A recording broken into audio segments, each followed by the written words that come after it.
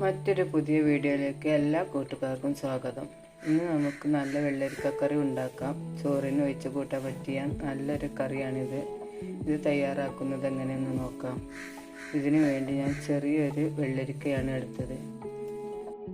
തൊലിയും കുരുവും കളഞ്ഞ് കഴുകി വൃത്തിയാക്കിയത്.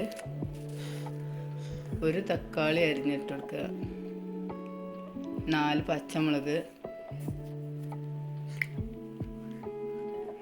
1/2 ടീസ്പൂൺ മുളക് പൊടി, 1 സ്പൂൺ ഉപ്പ്,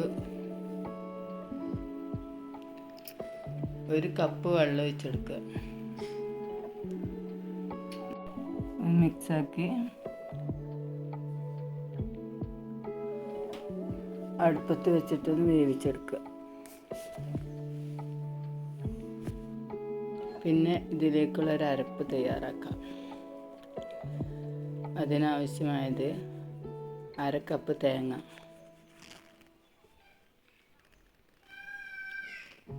അതിലേക്ക് 1/2 ടീസ്പൂൺ ചെറിയ ജീരകം, 2 ചെറിയ ഉള്ളി, 1/2 ടീസ്പൂൺ മഞ്ഞൾപ്പൊടി,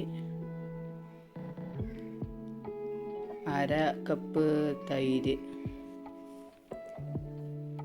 ഇത് കൂട്ടി നന്നായിട്ടൊന്ന് പേസ്റ്റ് രൂപത്തിൽ നരച്ചെടുക്കുക. വേവിച്ചടിച്ച വെള്ളരിക്കയിലേക്ക് അത് ഒഴിച്ചെടുക്കുക. കുറുന്നനെയുള്ളൊരു കറിയാണ്. അധികം വെള്ളമൊന്നും ഒഴിക്കണ്ട. പിന്നെ ജാർക്ക് കുറച്ച് വെള്ളം ഒഴിച്ചിട്ട് ഒന്ന് ഒഴിച്ചു കൊടുത്തിട്ട് ഇളക്കി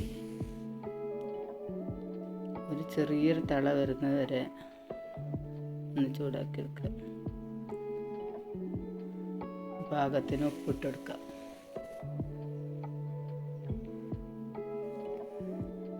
പിന്നെ ഇതിലേക്ക് ഒന്ന് താളിച്ച് വയ്ക്കാണ്ട് അതിന് 1.5 ടീസ്പൂൺ വെളിച്ചെണ്ണ, അതിലേക്ക് 1/2 ടീസ്പൂൺ കടുക്,